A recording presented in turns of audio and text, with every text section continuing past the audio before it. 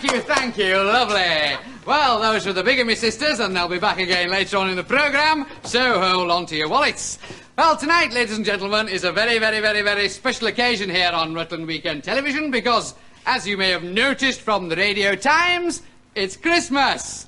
And we're all here in the Rutland Room celebrating it live in front of a specially uninvited audience.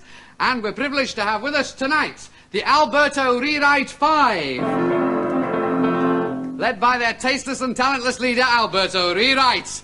And tonight, ladies and gentlemen, and audience, is a very, very, very special occasion here on Rutland Weekend Television because we are very privileged to have with us a star of immense magnitude, a man who's been on much bigger television stations than this one, but we hope none more warmer nor more sincerer. The man, none other than the incomparable Mr. George Harrison, and he'll be here later on the programme singing some of his big hits, My Sweet Cyril Lord, etc., etc. But first of all... 30 pieces of parrot. Good evening. Hi, Long John. Yes, very nice, very nice. Yes, you'll be able to sing in a minute, thank you. Sing? Yes, in a minute, ladies and gentlemen, the incomparable larynx of the quiet one from the Fab Four will be here to sing you some of his best hits. I'm not here to sing, I'm here to act. Act? Yes. Here? Yes, I didn't land on the dead man's chest. The pirate sketch. No, I'm sorry, there's no pirate sketch down on the running order, I'm afraid. No pirate sketch down here, see? No pirate sketch? No. I'll help you, then. Yes, but you can sing, you know. I mean, I would like you to sing. Christmas time is here. Oh, no, not Joe. No, thank you. We've done this. Yes, we've done this. Thank you. It's the second verse. No second verse required, please. Evacuate the Are you going to be much longer? What? I gotta lock up the hall. Wait, no, I got the women needs to come in the You pay for that? That's under your time limit.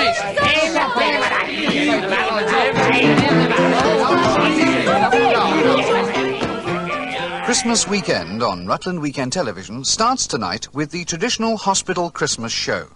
This year, Christmas Night with the Scars comes from St Solly's Hospital, Pinner, where many famous television stars will be going to have a look at some sick people. It's an unfortunate time of the year to spend in bed all day on drugs, and so a lot of the stars will be getting up and going to the hospitals. What they get up to when they get there, you can see on Christmas Night with the Scars. The morning after starts with racing from Belfast. And who can blame people racing from Belfast? After which we go over to the Vatican, where the Pope this year will be appealing for peace on the Manchester United terraces. As usual this Christmas, many famous stars of Westminster return to your screen for another party political panto, this year on behalf of the Liberal Party. Following Edward Heath's triumph last year as Widow Twankey in A Lad in a Lot of Trouble, this year's dame is Margaret Thatcher, and she appears as the lovable Mother Goose opposite Cyril Smith as the goose that lays the golden ego. Ladies and gentlemen, will you welcome, please, the Alberto Rewrite 5. Hello, testing. 1, 2. Testing. 1, 2. How do you do? Testing. 1, 2. It's 1. wonderful 2. be here. Testing. 1, 2. Testing. 1, 2.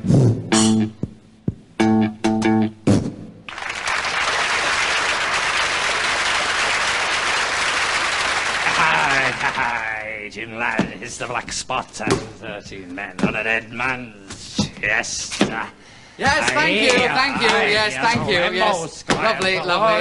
Shove off, thank you, yes, in a minute. Yes, ladies and gentlemen, in a minute, the evergreen vocal cords of Mr. George Harrison. But right now on Rutland Weekend, it's time for another episode in our ever-popular series, How to Ski in Your Own Home. No.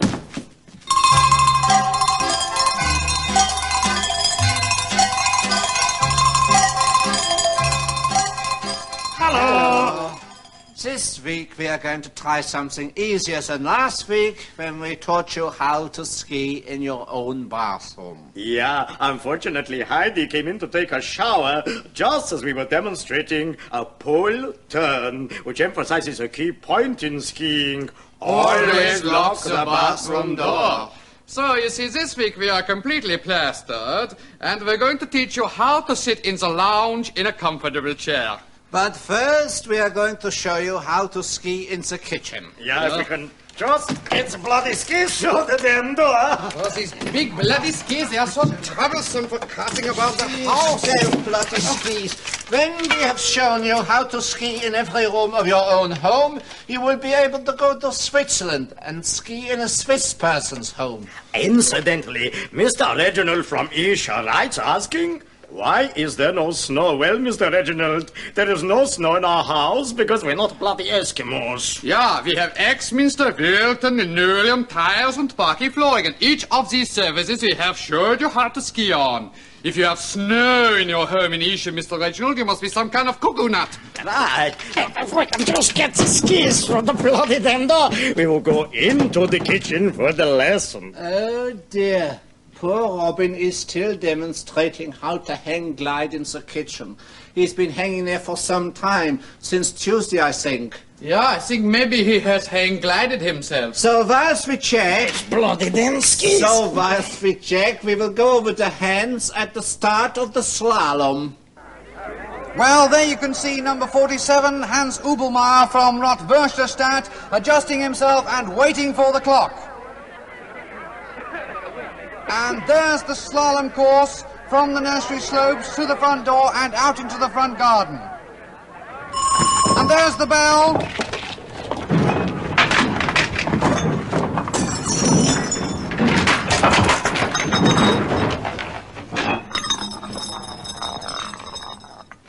And that's a new world record indoor and outdoor time for 2 broken limbs, a collarbone and a fractured rib cage. Oh dear, poor Hans. Well, next week we will be coming from St. Thomas's Hospital, where we are going to teach you how to ski in your own ward. So, until next week, just avoid hang gliding. Bye-bye. Look, will you speak to him about this pirate sketch? Well, I would, but I don't have any pull round here, you know. Well, what if you were to write a pirate sketch? Well, maybe next year, but if I were to do it now, you know, I'd get the elbow, that's for sure. Don't you want to play a pirate? Well, it's not that, but... Oh, look out. What? It's the Christmas play. Oh, no.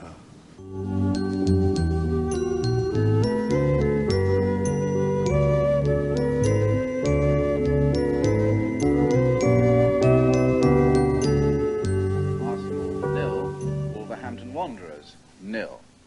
Coventry City, 0. Manchester United, 0. Derby County, 0. Birmingham City, 0. Leicester, 0. Stoke City, 0. Bloody Leeds, Christmas. 0. Newcastle United, 0. Liverpool, I hate 0. Christmas. Shh, Frank. Not in front of Ricky. Queen's Park What Rangers, do you mean, not 0. in front of Ricky? Well, he's too young to hear things like Division that. 2. Too young, he's over Bristol 40. City, 0. And you gave him some more toys this year. Well, he likes toys. It's time that boy grew up. By the time I was 40, I was in the big school. 0. Bloody Christmas. We'd enjoy ourselves more if we didn't have to enjoy ourselves. West Bromwich He's a Albion, bundle of joy over the festive period, isn't he? Nottingham Albion. I'm not sure whether I watch television because I'm not enjoying myself or I'm not enjoying myself because I watch television. 0. Well, turn the bloody thing off. 0. Blackburn Rovers, 29. Well now, how about a nice game of suicide? How do you play suicide? Well, each competitor has to commit suicide, then you don't have to sit through another Christmas. So not Christmas, Frank. You know, when I was a boy, my mother used to take me to Lewis's, Manchester, to see Father Christmas. There was this wonderful old grotto with fairy lights and lots of little gnomes, and he'd walk along this snow-carpeted corridor, and there in this beautiful light was this old man with a white beard and a red coat, and I climbed up on his knee, and I sat on his lap, and I punched him right on the nose. You should have heard the old bastard swear. Oh, blimey, it's all go. Present for you, Gov. Oh, smash it. Special delivery, signed there. Thank you. Where's the present then? This is the present. What, this? Yeah. For me? Yeah. How nice. That's the nicest present I've ever had. What's that, Stan? It's a present for me. What, Yes, this is my present. What a nice present. Yes, isn't it lovely? What are you going to do with it? I don't know, but I've got a few ideas. Stanley! What does it say? To Stan, Happy Christmas from Guess Who? P.S. Enjoy yourself. You're not having it, Stan. Would you like to play with my present, Frank? I'm not having it in the house. I think I'll just take my present into the other room and have a little play with it. Make lovely presents, women, don't they? Oh, yes, lovely. I think they make the nicest presents. They do, women. They make the nicest presents. Here, Frank, I never gave you a present this Christmas, did I? No. Oh, I'd like you to have this. Stand up, Vera. Oh, I couldn't possibly. No, please, Frank. As a token of my appreciation, I'd like you to accept Vera as a Christmas present. Oh, it's really too much. No, it's not, no. No, she may be second-hand, but she's got great sentimental value. And I've got this new one now, and it's greedy to have two. Oh, I'm overwhelmed, Stan. Not at all. I'd like you to have this as well. Shut up. I'd like you to have this as well. You can't have too many presents. Oh, you really are too kind, Stan. Well... Oh, Mr. Pong, yes? we're a Christmas present for you. For me? Yeah. How nice. Come in, lads. Who are you from? We're from him.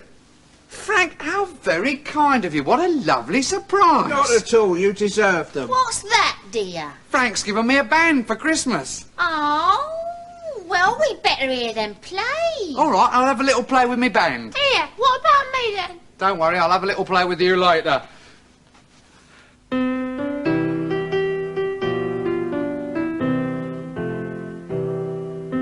I don't believe in Santa anymore. He's never answered anything I've written. Him and all his have you been a good boy? To me he's just a silly fat old git. Now I don't believe in Santa anymore. My trust in him was all a big mistake. Whoever saw him climbing down a chimney? And as for red-nosed reindeer, what a fake. Each Christmas Eve I'd lie in bed and stay awake, just to catch a glimpse of his white beard.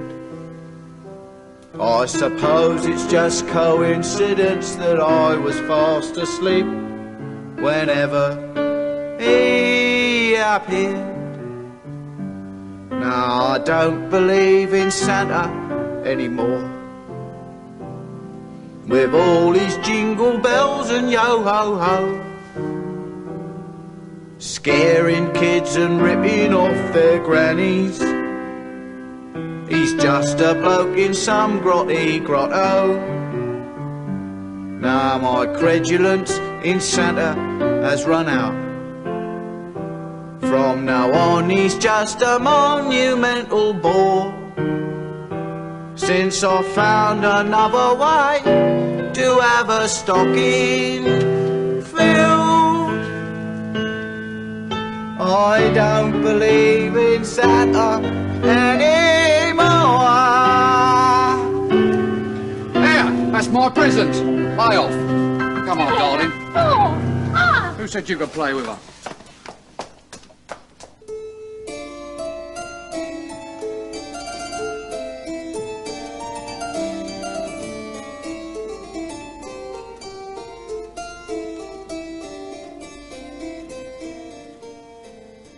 Hello. I expect, like me, you've all had rather a lot to eat and drink this Christmas. I expect you had some sherry, maybe some beer, and then perhaps rather a lot of wine with your turkey and all the vegetables and stuffing and cranberry sauce, followed by a Christmas pudding with rum in it, and mince pies with cream and lots of sticky sweets. Excuse me.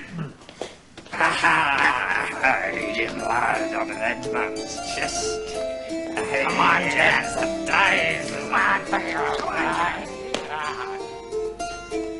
Well, now, ladies and gentlemen, in a minute, lad. Now, ladies and gentlemen, in a minute, please, in a minute. Our entertainment tonight continues in a minute. Continues with a special edition of Rutland Film Night.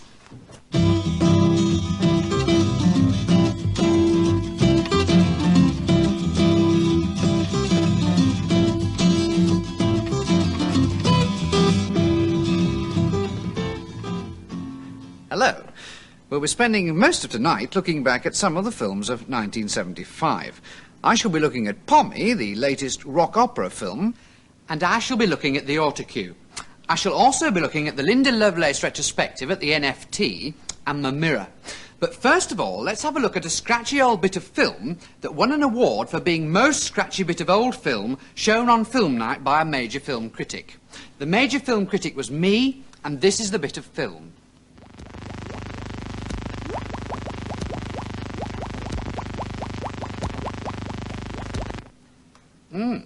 Well, that film took second place and chips at the Cannes Fish Festival, just behind Jaws, which also captured Best Dressed Crab Award and Best Male Supporting Whale. Also at the Cannes Fish Festival, Pommy won Best Rock Cod Opera. I hadn't finished.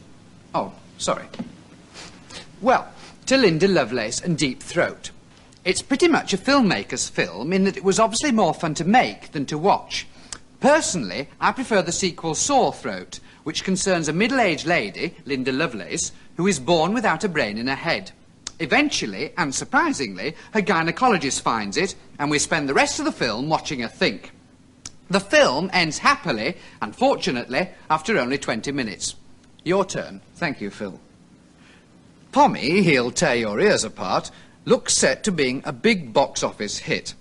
It's already won an Oscar for loudest film, and it's made in a new process called catatonic sound, which can kill you if you don't buy the more expensive seats. Filmed in Australia, the action takes place in Sydney. An English immigrant, Pommy, who has been orphaned when a white symbolic disc falls on his mother and father during a celebration of High Mass at a football stadium near Woy Woy, takes the afternoon off to visit his local cinema down under. He becomes deaf, dumb and blind while watching a Ken Russell movie, and the film concerns his struggle to get out of the cinema. Earlier on this year, I spoke to Anne Melbourne, one of the stars of the film. But first, let's have a look at an extract where Pommy, played by Roger Dull, realises he can't stand it anymore.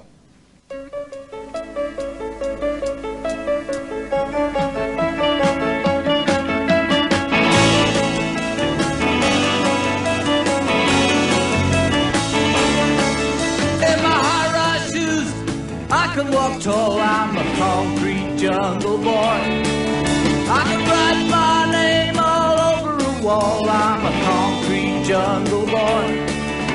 The teacher's a fool, so I don't go to school. I just hang around playing it cool.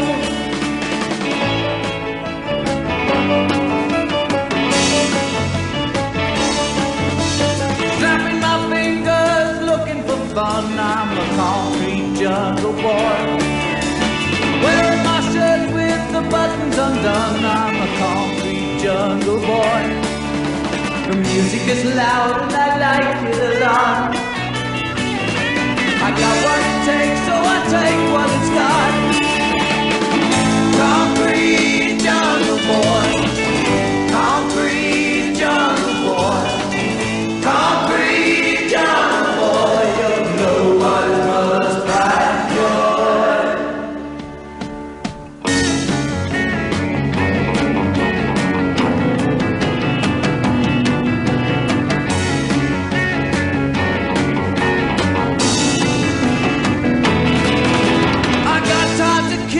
and and money to make, I'm a concrete jungle boy. I don't do for real what I can fake, I'm a concrete jungle boy. I look at the world and I want my share, but though I keep moving, I'm going nowhere.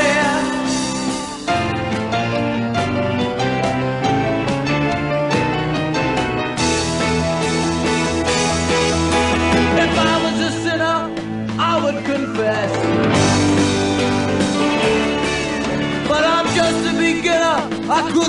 this. All that I am is standing right here, between my legs, between my ears.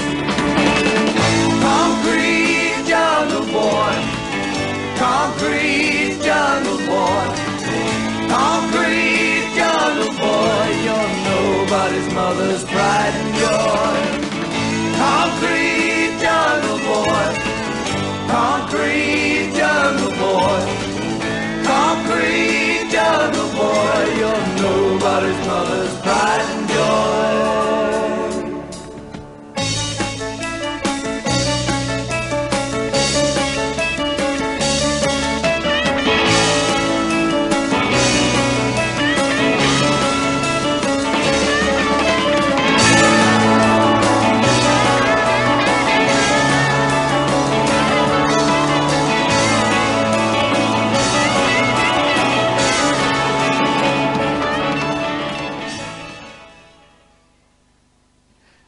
Anne, I'd like to begin, if I might, by asking you about the film Pommy, in which you play a tin of baked beans. Yes, that's right. How do you get into a role like this? Well, the problem is really how to get out, but I've got my agent working on it. I understand that in the original you were going to play Pommy's mother. Yes, that's right, but she was rewritten as a tin of baked beans. And you spend most of the film trying to get out.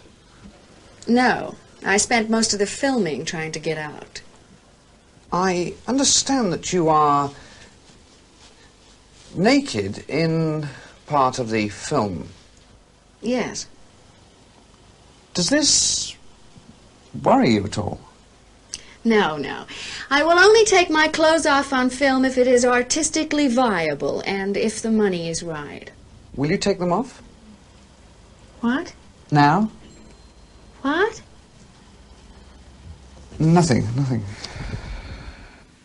Anne Melbourne there on the set of her latest film, Googie Withers. Well, we've still got a few minutes left, now he's finally finished, for me to round up quickly the rest of the year's films. Cowering Inferno is a disaster movie and also a disastrous movie. Set in a two-storey motel near Rutland, it tells the story of how, whilst 15 Rotarians are upstairs at a function, Fire Chief Sid Wattle and County Councillor Cyril Rist combat a blaze in one of the downstairs sanny bins, before eventually being forced to call the AA. Godfather 12? I hadn't finished. Oh, sorry. Godfather 12 You're always like this. You've been on screen much more than me, far more this week. I'm sorry. Godfather 12 has been retitled for this country and reaches us as Son of Godfather. And the latest Otto Preminger movie is Sexodus. The film concerns the sexual liberation of the Jewish people, who are led into bondage by some naughty Egyptians. Right. Pause tells the story of a puppy which terrorises naked swimmers on ladies' night at the Finchley Slipper Baths. The novel was one of the... This year's royal film is Charlie's Aunt, and it's the life story of Princess Margaret. Charlie is played by John Lennon, one of the most exciting... Another disaster movie is Birthquake, where nobody's allowed in during the last stage of labour. Ices and epidurals are available from the tray. Last Mango in Paris is directed by Bertolettis, and it's one of my favourite movies. Murder on the Oakham Express is... Right, this is the last time I'll have you on my show. Your show? Who gets all the ratings? All the sailors, more like. Oh, you bitch. Always in my close-ups. Right.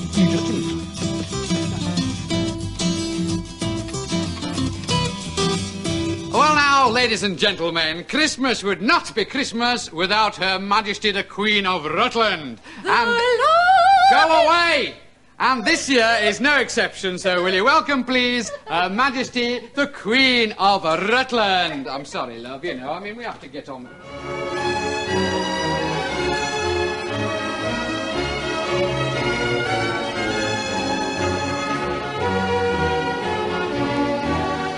Hello. Oh, I'm not the Queen, incidentally. I'm simply introducing the programme. Well, this year, as every year, has been an extremely busy year in the life of Her Majesty the Queen of Rutland. And so, instead of the traditional Christmas broadcast, we thought it would be a good idea, well, it was my idea, actually, if we made a film show of some of the activities of Her Majesty during the year. Rutland, as you know, is the only part of the British Isles to have a queen of its own, and this is the film of her year.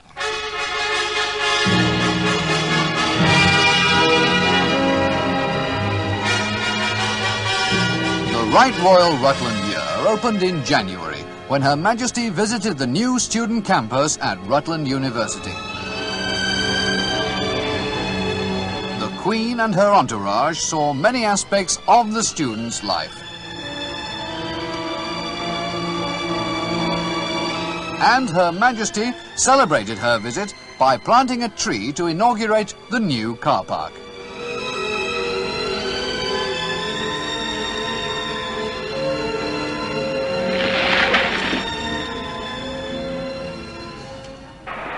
March means FA Cup time in Rutland, and this year was no exception as Her Majesty watched the local finalists thrash it out in an exciting goalless draw. April saw Her Majesty visit Jowls, a film about a president who terrorized the inhabitants of America and which was this year's Royal Rutland film. The crowds were out at the Rutland Coliseum for all the glamour and splendor of a royal film performance.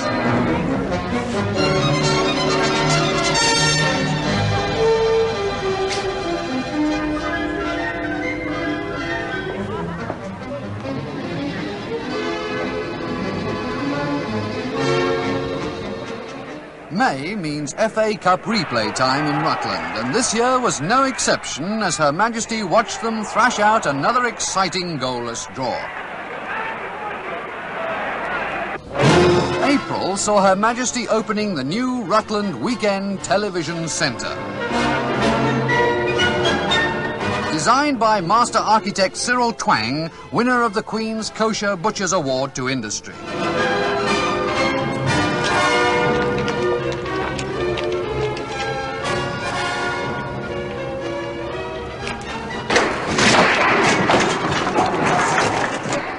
July means replay of the FA Cup replay time in Rutland, and this year was no exception as the 348 minutes of goalless football was ended with a hotly disputed foul. September saw the climax of Her Majesty's year with the opening of Rutland's own oil, which will free Rutland from slavish dependence on Scottish Arabs. Yes, a truly royal Rutland year. Well now, ladies and gentlemen, the moment you've all been waiting for, Mr. George Harrison sings.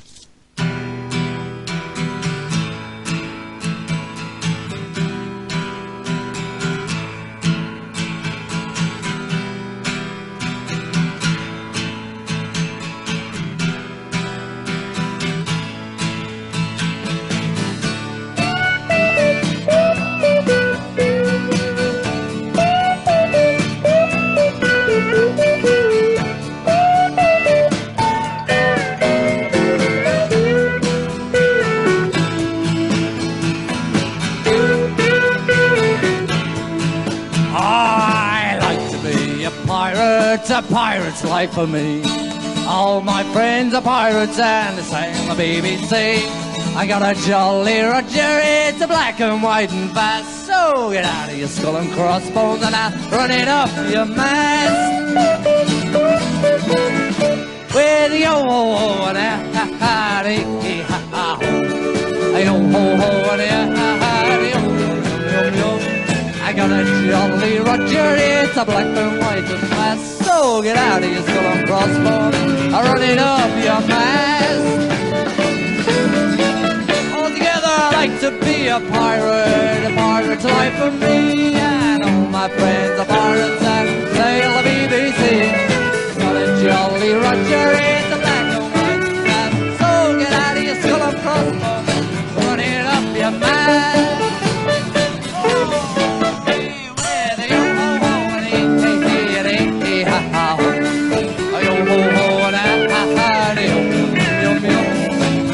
Jolly Roger, it's a black and white and fat. So get out of your skull and crossbones, run it up your man.